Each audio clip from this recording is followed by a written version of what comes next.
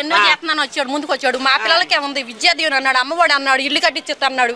ఏం చేశాడు మాకు అసలు ఏమీ చేయలే. ఇవాళ రోజు 5 రూపాయలు భోజనం పెడతాడంటే అది నిజంగా చేతకోటి వందనాలు చేస్తున్నాం మేము. ఇంటి భోజనాన్ని మరిపిస్తుంది. మీకు పథకాలు ఏమి ఇవ్వకుండా అన్నం మేము ముందలు పెట్టి ఆ పథకాలు ఆపేస్తున్నారు అనేది ప్రచారం చేస్తున్నారమ్మా.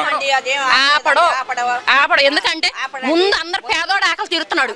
పేదోడు ఆకలి తీసిన తర్వాత 10 మంది మన్నీలు పొందితేనే రేపు గద్దెక్కే రోజుని రూపాయి లేకుండా అప్పుల్లో ముంచి వెళ్ళాడు. ఆయన మటుకు ఏం చేస్తాడు?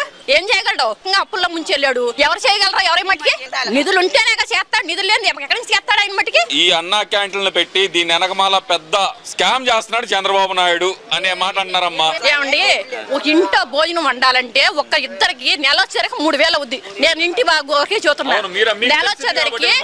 నెల వచ్చేసరికి ఇద్దరికి 3000 రూపాయలు అవుతుంది. నెల వచ్చేసరికి ఇప్పుడు ఎంత అవుతుంది తినాలంటే?